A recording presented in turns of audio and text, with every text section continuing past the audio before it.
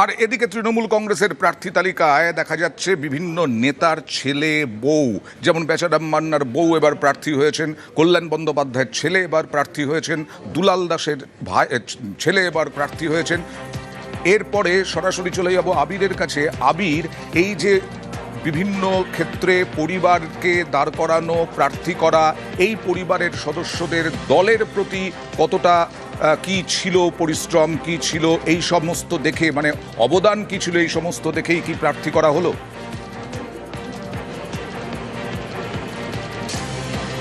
প্রথমত হচ্ছে বেচারাম মান্না এবং তার স্ত্রী দুজনেই বিধায়ক সিঙ্গুর এবং তার পার্শ্ববর্তী যে কেন্দ্র হরিপাল, সেখান থেকে মনে করা হচ্ছিল হয়তো এবারে তাদের পরিবারের একজনকে টিকিট দেওয়া হবে এবং তা নিয়ে জল্পনাও তৈরি হয়েছিল। শেষমেশ দেখতে পাওয়া গেল যে বেচারাম মান্না এবং তার স্ত্রী দুজনকেই টিকিট দেওয়া হয়েছে এবং এক্ষেত্রে বলা হচ্ছে যে হুগলি গ্রামীণ জেলার ক্ষেত্রে দুজনেই সংগঠনের অনেক কাজ করেন এবং বেচারাম মান্নার স্ত্রী বিধায়ক করবী মান্না, তিনিও মহিলা সংগঠনের ক্ষেত্রে কাজ করেন এবং সিঙ্গুর আন্দোলনের ক্ষেত্রে তাদের যেহেতু ভূমিকার কথা দলের তরফ থেকে এখনো পর্যন্ত মনে রাখা হয়েছে, সে কারণেই তাকে সেখানে টিকিট দেওয়া হলো। দ্বিতীয়ত দেখতে পাওয়া গেল হচ্ছে যে উত্তরপাড়াতে প্রার্থী করা হয়েছে হচ্ছে শীর্ষান্ন বন্দ্যোপাধ্যায়কে। বাবা লোকসভার সাংসদ, শ্রীরামপুর লোকসভা কেন্দ্রের যে শ্রীরামপুর লোকসভার মধ্যে উত্তরপাড়া বিধানসভাও পড়ে, তাকে নিয়ে আসা হয়েছে, একদম নতুন মুখ, চমক নিয়ে আসা হয়েছে এবং সেখানে বাম প্রার্থী যিনি রয়েছেন তার বিরুদ্ধে লড়াই করার জন্য তৃণমূল কংগ্রেস নতুন কোনো মুখ চাইছিল যে থেকে সেখানে, তার কারণে এর আগে যিনি প্রার্থী ছিলেন তিনি অনুপস্থিত থাকেন নিজের এলাকাতে, এই ধরনের অভিযোগ প্রচুর ছিল। সেই কাঞ্চন মল্লিককে এবার টিকিটই দেয়নি হচ্ছে তৃণমূল কংগ্রেস।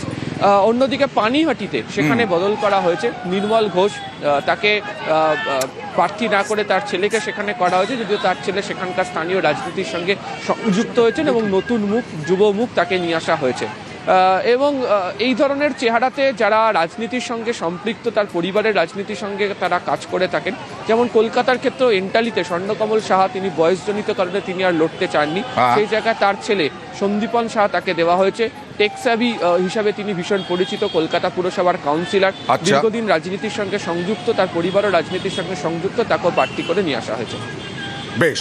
আর দুলাল দাসের ছেলে শুভাশিস দাস, তিনি কি বলছেন দেখুন। দারুণ লাগছে। প্রথম কথাই আমি ধন্যবাদ এবং কৃতজ্ঞতা জানাই আমাদের মাননীয় মুখ্যমন্ত্রী মমতা বন্দ্যোপাধ্যায় এবং আমাদের প্রিয় সাংসদ শ্রী অভিষেক বন্দ্যোপাধ্যায়কে, যে তারা মহেশতলা আমার প্রতি ভরসা রেখেছে। দল যেভাবে নির্দেশ দেবে ঠিক সেভাবেই কিন্তু আমরা এই যে বিধানসভা নির্বাচনের যুদ্ধ, সেই যুদ্ধে অলরেডি আমরা নেমে পড়েছি। সর্বস্তরের আমাদের তৃণমূল কংগ্রেস কর্মী যারা আছেন তারা সবাই একসাথে এক ছাতার তলায় থেকে আমরা এই লড়াইটা দেব। কিছুক্ষণ আগেই প্রতিনিধি আবির ঘোষাল বলছিলেন কল্যাণ বন্দ্যোপাধ্যায় সাংসদ শ্রীরামপুরের, তাঁর ছেলে শীর্ষন্ন বন্দ্যোপাধ্যায়, তাকে প্রার্থী করা হয়েছে উত্তরপাড়া থেকে। কাঞ্চন মল্লিককে সরিয়ে দেওয়া হয়েছে, কাঞ্চন মল্লিক আর প্রার্থী নন। এবার আইনজীবী শীর্ষন্ন বন্দ্যোপাধ্যায়, তিনি প্রার্থী উত্তরপাড়া। আমার নেত্রী মমতা বন্দ্যোপাধ্যায় এবং সর্বভারতীয় সাধারণ সম্পাদক অভিষেক বন্দ্যোপাধ্যায়কে আমি আমার ধন্যবাদ জ্ঞাপন করতে চাই যে ওনারা এই 294টা সিটের মধ্যে একটা আসনে আমাকে যোগ্য মনে করেছেন যে রাজনৈতিক লড়াইটা লড়ার জন্য। এই ইলেকট্রাল পলিটিক্সের নতুন মুখ হতে পারে। 2005 থেকে ছাত্র রাজনীতি করেছি, এমন কলেজে জেনারেল সেক্রেটারি ছিলাম যে আমাদের একমাত্র ল কলেজ যেখানে তৃণমূল ছাত্র পরিষদ ছিল। অনেক সিপিএমের কাছে মার খেয়ে, এসএফআইয়ের কাছে মার খেয়ে, পাঁজর ভাঙিয়ে অনেক কিছু করে সেই দিনগুলো কেটেছে। উনি যেটা আমাকে যোগ্য মনে করেছেন আমি সেইটা পালন করব।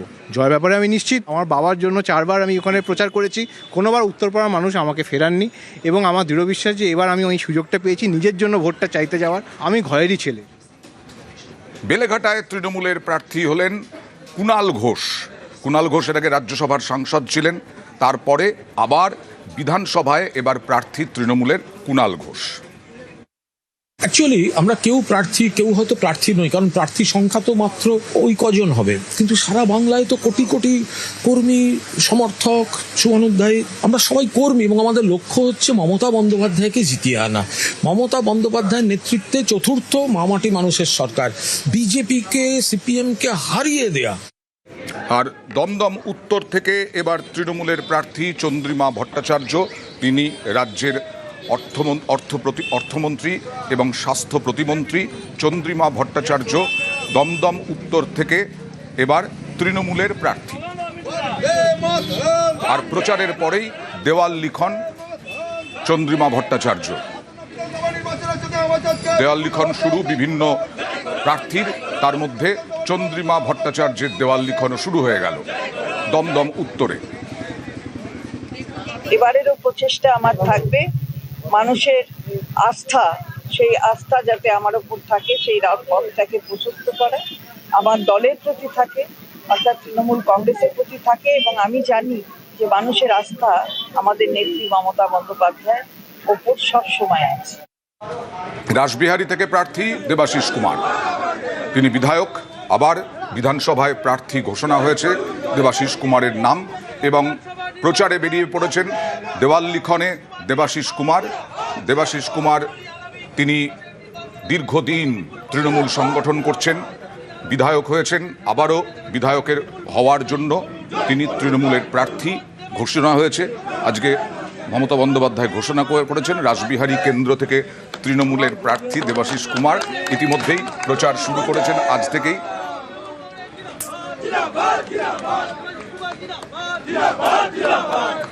আর সোনারপুর দক্ষিণ থেকে লাভলি মৈত্রই আবারও প্রার্থী। লাভলি মৈত্র আবারও প্রার্থী সোনারপুর থেকে, সোনারপুর দক্ষিণে প্রার্থী লাভলি মৈত্র। তিনি বিধায়ক, আবারও বিধানসভায় তার নাম ঘোষণা প্রার্থী হিসেবে তৃণমূলের। গত 5 বছর আমাদের নেত্রী, আমাদের মুখ্যমন্ত্রী যেভাবে মানুষের জন্য নতুন নতুন উন্নয়ন এনেছেন, প্রকল্প এনেছেন, সেই প্রকল্প, সেই উন্নয়নকে দিদির প্রতিনিধি হিসেবে আমি সঠিকভাবে মানুষের কাছে পৌঁছে দিতে পেরেছি এবং সেই জায়গা থেকেই আমরা আশাবাদী মানুষ আমাদের পাশেই থাকবে, আমাদের দুহাত ভরে আশীর্বাদ দেবে, আমাদের সমর্থন দেবে।